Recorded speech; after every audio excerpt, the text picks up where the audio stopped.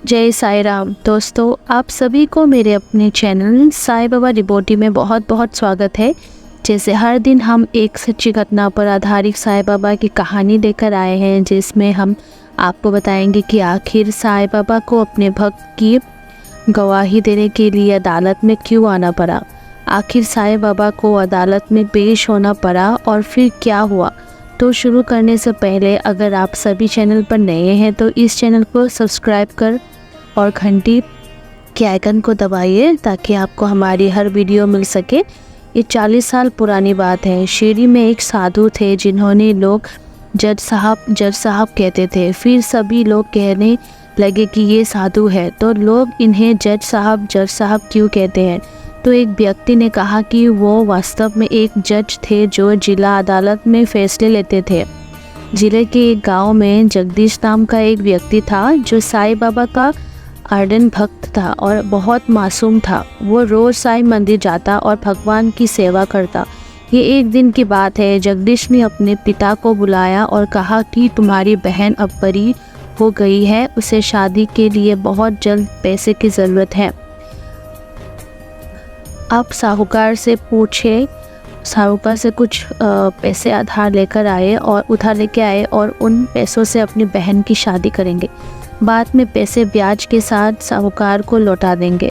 आप जल्दी पैसे लाए। जगदीश साहूकार के पास गया और कुछ पैसे उधार लिए और वो पैसे अपने पिता को दे दिए। कुछ महीने बाद जगदीश की बहन की शादी बहुत धूमधाम से हो गई। शादी के बाद जगदीश शहर गया और वहाँ बहुत पैसा कमाया और फिर वो वापस अपने गांव आ गया। वो पैसा लेकर आया और अपने पिता से कहा सारे पैसे साहूकार को लौटा दे। पिता ने कहा बेटा ये पैसा तुम ही वापस आए हो, तुमने इसे लिया है तो तुम ही इसे दे दो। तब जगदीश गया और साहूकार से कहा साहूकार मुझे बताओ कि मैं कितना पैसा अभी तक बकाया हूँ और कितना मुझे लौटाना है। साहूकार ने जांच की और बताया कि तुम्हारे इतने पैसे बकाया है। जगदीश ने सभी पैसे ब्याज के साथ उसी समय दे दिया। साहूकार ने जगदीश को एक पर्ची दी जिसमें लिखा था कि जगदीश ने मेरे सारे पैसे लौटा दिए हैं, कुछ भी नहीं बचा है, खाता समाप्त हो गया है। साहूकार ने कहा जगदीश इस पर्ची को देखो। तब जगदीश ने नहीं कहा साहूकार मैं तुम पर भरोसा करता हूँ, तुमसे पैसे लिए और लौटाए, तुम पर भरोसा करता हूँ। साहूकार ने फिर से कहा इस पर्चे में क्या लिखा है देखो। अब जगदीश ने नहीं कहा साहूकार ये केवल मेरे बाबा जानते हैं। साहूकार ने सोचा ये जगदीश बहुत मासूम है, क्यों ना मैं इस पर से और पैसे कमाऊँ। साहूकार ने एक दूसरी पर्ची निकाली और उसमें लिखा कि जगदीश ने मेरे पैसे नहीं लौटाए हैं और पहले पर्ची को किताब में रख लिया। अगले दिन साहूकार ने जगदीश के घर एक पर्ची भेजी और उसमें लिखा कि अगर तुम मेरे सारे पैसे नहीं लौटाते हो तो मैं अदालत में मामला दर्ज करूंगा। जगदीश और उसके पिता डर गए और समझ गए कि साहूकार उसे फंसा रहा है। तब जगदीश भी अपनी जिद में आ गया कि हमने सारे पैसे लौटा दिए हैं। आखिरकार साहूकार ने अदालत में मामला दर्ज किया। एक दिन जगदीश को अदालत का नोटिस आया। जगदीश अदालत गया। तब जज ने जगदीश से पूछा कि आखिर तुमने साहूकार का पैसा क्यों नहीं लौटाया।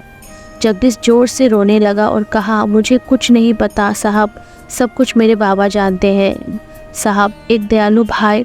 उस दिन अदालत की कार्यवाही समाप्त होने के बाद शाम को जगदीश को बुलाया और कहा जब तुम लोगों ने साहूकार का पैसा लौटा दिया था तब तुम्हारे अलावा वहाँ कोई और मौजूद था।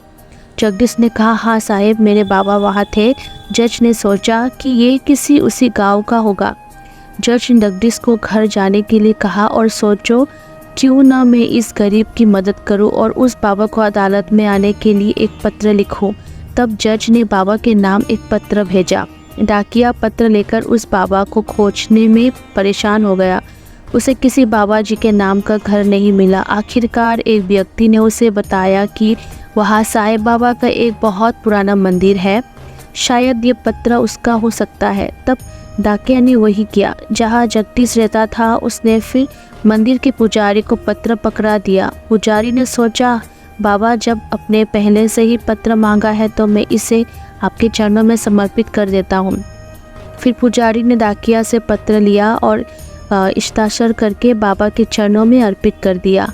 साईं बाबा के उभरते हुए उस पुजारी ने प्रार्थना की कि बाबा, ये कोई और नहीं बल्कि ये जगदीश है, आपको इसे सुरक्षित रखना होगा। जब अदालत में पेश होने का समय आया तो पुजारी ने जगदीश को अदालत में एक दिन पहले भेज दिया। वो उस तारीख को समय से पहले अदालत पहुंचा। तब उस अदालत की तारीख पर पुजारी सुबह जल्दी उठ गया, बाबा को एक वस्त्र दिया और उन्हें तैयार किया। फिर प्रार्थना की कि बाबा, आज अदालत ज़रूर जाइए और उस जगदीश की मदद करें। अदालत में जज ने जगदीश से पूछा कि तुम्हारे बाबा जी कहाँ हैं? वो हर जगह रहते हैं, वही आसपास है। जज ने हवलदार को आदेश दिया कि बाबा जी नाम के व्यक्ति को बुलाओ। जब सिपाही ज़ोर ज़ोर से चिल्लाने लगा, बाबा जी आप जहाँ कहीं भी हो उपस्थित हो, बाबा जी आप जहाँ कहीं भी हो उपस्थित हो, बाबा जी आप जहाँ कहीं भी हो उपस्थित हो। इसे 2-3 बार बोलने के बाद सभी ने देखा कि एक बड़े व्यक्ति, जिनके कपड़े माथे और कंधे पर लटक रहे थे, पैरों में झुकते हुए, कमर में झुके हुए लकड़ी की छड़ी के साथ चल रहे थे और फिर उन्हें गवाही के कटघरे में खड़ा कर दिया गया। तब जब जज ने पूछा कि बाबा, क्या जगदीश ने आपके सामने साहूकार के सारे पैसे दिए थे? बाबा ने कहा हाँ। फिर जज ने पूछा, आपके पास क्या सबूत है? तब बाबा ने कहा, यहाँ इस साहूकार को रोके और उसके घर एक पुलिस वाले को भेजे। उसके घर में रखे गए 2 अलमारियों के आगे वाली अलमारी से 21 नंबर की फाइल खोलकर देखे। आपको वो पर्ची मिलेगी जिसमें लिखा है कि जगदीश ने साहूकार के अनुसार खाता पूरा किया है।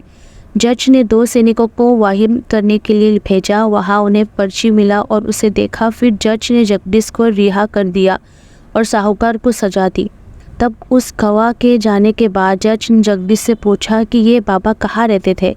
जगदीश ने कहा, जहाँ हम रहते हैं। जज ने पूछा, तुम कहाँ रहते हो? जगदीश ने कहा, मैं मंदिर में रहता हूँ, उसने वो मंदिर बनाया है। जगदीश ने कहा, मैं आपको कैसे समझाऊँ, आप शिक्षित हैं, ये वही है जो उस मंदिर में बैठता है। फिर जगदीश के जाने के बाद जज ने डाकिया को बुलाया और पूछा वो कौन था। डाकिया ने कहा, ये वही व्यक्ति नहीं था जिसे मैंने पत्र देते समय हस्ताक्षर किए थे। फिर जब जज सब उस गांव गए और वहाँ की पूरी घटना के बारे में जानने के बाद वो तुरंत अपने घर वापस आए और ज़ोर ज़ोर से रोने लगे। उसी समय उन्होंने अपनी पोस्ट से इस्तीफ़ा दे दिया। जब सभी ने उन्हें बताया कि ये खुशी की बात है कि बाबा ने आपको देखा, तो आप क्यों रो रहे हो? उन्होंने कहा, जिसकी अदालत में सभी जाते हैं वो स्वयं मेरे अदालत में आया और मैं बैठा था और वो वहाँ खड़ा था। जज साहिब ज़ोर ज़ोर से रोने लगे कि वो गवाही देने आए थे। फिर जज शांत होकर सीढ़ी चले गए, संतों की तरह जीवन जीने लगे। साईं बाबा को द्वारका माई में जाते थे और बाबा को अपने माथे पर रखते थे। साईं बाबा के चरणों में लौट आते थे और हमेशा बाबा के द्वारका माई के बाहर खड़े रहते थे। उन्होंने कहा, मैं साईं बाबा के आगमन में बैठा था, तब बाबा खड़े थे, मैं हमेशा खड़ा रहूँगा। ये भी कहा गया कि किस मुँह से मैं बाबा की अदालत में जाऊँ, इसलिए मैं बाहर खड़ा रहता हूँ। दोस्तों, आपको ये कहानी जान के कैसे लगी आप कमेंट सेक्शन में ज़रूर बताइएगा। बाकी सबका मालिक है। ओम साईं राम।